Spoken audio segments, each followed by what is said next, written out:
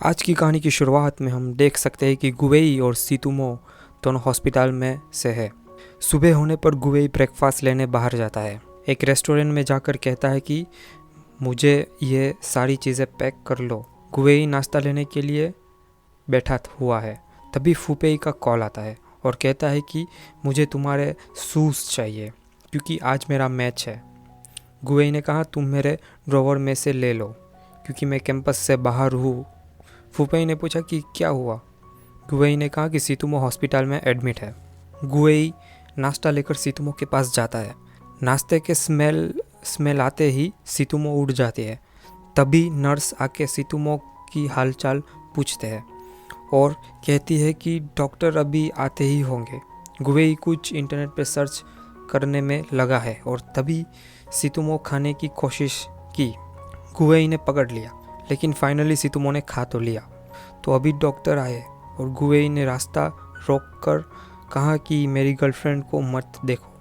Doctor ने कहा चलो सीतुमो की हालत अब काफ़ी अच्छी है। गुवेई कुछ दवाई लेने के लिए बाहर जाता है। जब दवाई लेकर अंदर आया तो देखा कि फूपेई सीतुमो के पास सीतुमो का हाल चाल पूछ रहा है और कहता है कि तुमने हमारी काफ़ी मदद की है। लेकिन फूपेई ने कहा कि गुवेई तुमको कैसे पता चला कि सीतुमो काफ़ी बीमार है। सीतुमो ने सीक्रेट छुपा दिया और कहा कि गुवेई मुझे रास्ते में मिला था। डिस्चार्ज होते ही सीतुमो को डॉक्टर से मिलती है और डॉक्टर ने कहा कि तुम्हारा बॉयफ्रेंड कहाँ है। फूपेई ने सुनकर काफ़ी शॉक था और बड़ी उलझन में पड़ गया। जब कार में सभी अपने हॉस्टल जा रहे थे तभी फूपेई ने पूछा कि डॉक्टर ने तुम्हें बॉयफ्रेंड गुवेई को क्यों कहा। गुवेई ने कहा शायद डॉक्टर से गलती हो गई होगी। सीतुमो ने कहा बिल्कुल गलती हुई होगी। हॉस्पिटल तक छोड़ने तक फूपेई ने देखा कि शांगशांग आ रही है। फूपेई ने उसकी हेल्प की और तभी शांगशांग ने कहा कि सीतुमो यहाँ नहीं रहती, वो कहीं बाहर रहती है। फूपेई को भी डाउट हुआ और सोचने लगा। अगली तरफ प्रोफेसर जियांग और दूसरे प्रोफेसर ब्रेक में फ्री हो रहे थे। तभी ये भी हमारी कहानी का मेन कैरेक्टर है, शी यूहिन आकर प्रोफेसर जियांग को कहता है कि सीनियर ने मेरे सारे इक्वेशंस गलत कर दिए। तभी प्रोफेसर जियांग ने इक्वेशंस देखे। तभी वहाँ पर गुवेई ने अपनी रिपोर्ट दी। प्रोफेसर जियांग और बाकी सारे देखने लगे। गुवेई हॉस्टल रूम में जाकर अपने सामान को पैक करने में लग जाता है। तभी सीतुमो को मैसेज आता है कि क्या तुम घर की चाबी दे सकते हो, मैं चाबियाँ घर पर भूल गई हूँ।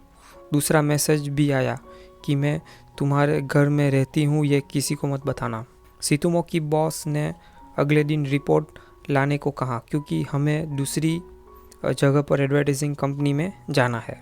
फूपेई को शक हुआ था इसलिए सीतुमो के हॉस्टल के बाहर जासूसी करने लगा। देखते ही देखते सीतुमो और गुवेई दोनों घर पर यानी कि रूम की ओर चल पड़े। फूपेई को का जो शक है वो यकीन में बदल गया। रूम पर पहुंचे। सीतुमो ने पूछा कि क्या तुम्हारे मूड खराब तो नहीं है। अब बेडशीट गीली थी तो सीतुमो ने गैलरी में सुखाने में गुवेई की मदद मांगी। अब बेडशीट नीचे गिर गई। नीचे जाकर सीट को लेने जाते हैं, काफ़ी मशक्क़त कर रहे हैं बेडशीट तो नीचे लाने में। फाइनली गुवेई ने कूद कर बेडशीट को नीचे खींच लिया और बेडशीट सीतुमो के ऊपर आ पड़ी।